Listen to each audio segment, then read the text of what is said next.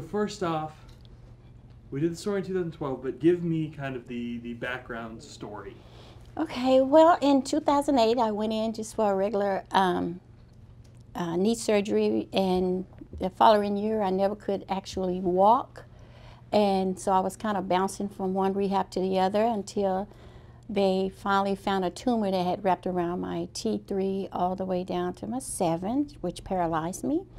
And so I was bedridden for 3 years, couldn't do anything for myself.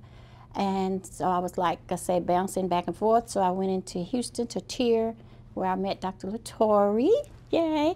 So I was there for like 6 months, and then he moved here, and I went back to him. So to make a long story short, he recommended that I get a second opinion. And that's what I did, and I did. I went to Dr. Fox, and he removed the tumor, but they told me, you know, we're going to remove it, Ms. Stowers, but you still won't be able to walk again at all. You know, and I was like, okay, we'll move it that way. The nerve pain will stop, you know. So they did that, and after that, 3 years went by. My husband would still exercise my legs faithfully every day, and one day he was doing it, and I'm like, oh my God, that hurt. He's like, you feel that? I'm like, duh, yeah.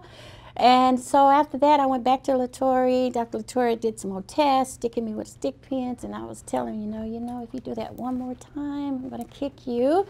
And he said, please do, and I did, and then the healing began. I mean, it's just a miracle. I mean, it's just, I went to therapy. I was upstairs like 8 or 9 times, working with different therapists, and I have one of my therapists here today with me. I'm excited. And it's just, all I can say is a miracle. That's it. I am true a miracle. I don't supposed to be doing nothing that I'm doing now. And I now work, quote, at the hospital. Yay! I'll be here 3 years in May. Wow. Mm-hmm. And you know, it's funny, I tell most people, the stories I like to do are people doing things that they're not supposed to. And I don't mean that as in like, kids doing things they're not supposed to. Right. People who like have been told, like in your case, you will never, you know, walk again. Yeah. And not only by 6 doctors in all. Yeah, it's not here. It don't supposed to happen. It didn't supposed to happen. But I'm a fighter. I wasn't gonna do that. I wasn't able to stay in the bed. I can't. I'm a people person. And I love talking. I love, you know, and I think God saw fit. This girl gonna do what I need her to do, and that's to help somebody else. Don't give up. How did you mentally just be like, it's gonna happen? It's like, how do you stay It took a while for me to get to that spot, to say it's gonna happen. At first I was mad. You'd be mad. This is not supposed to happen to me. Not me. I'm supposed to be going in, get a knee surgery, and go back to work. Yeah.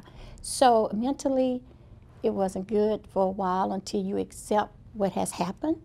And then you go on and try to do the best that you can, which is to get healed. And that was my push, my strive. Okay, this didn't happen. I'm paralyzed. What you going to do about it? Are you going to stay in this moment and stay in this bed, or are you going to fight and see what happens in the end? And that's what I did. And I have a feeling most of the people, when you're walking around the halls here, have no idea, you know, the fight that you went through and like what happened. Well, kind of, yeah. I witness. I tell it. And I do. I have to, you know, because they be like, oh, how you're doing this? And I let them know, oh, yeah, I was, you know, I might put a little bit in there. I was paralyzed. What? So it's hope for me. Yes, it is hope for you, but it depends on how you receive what has happened to you and what you're going to do about it. So that's why I was put here. You're a motivational speaker at this point, aren't you? Walking around the halls. I mean, I love it. I do. I love it. I know every patient that come through here, strangers or whatever, I'm just Paulette. They call me Miss P. Yeah. Okay. Yeah. Well, yeah. That's Somali, the person who ran into that. I mean, that's what she said. She was like, it was just, she was so positive about everything, and then she had to ask why, and then like obviously your story. I can't imagine how you stayed that positive that long. It just, I had hope still, and I had a wonderful sidekick, which is my husband, that he didn't give up. I mean, he did everything, and he said, honey, you're gonna walk one day, you know. And at first I'm like, yeah, you know, but you got that person that motivates you. I have family members, I have friends, and the staff here, oh my God, here at St. David's, I love them. They're my family, you know, and I know without a doubt they love me. Without a doubt.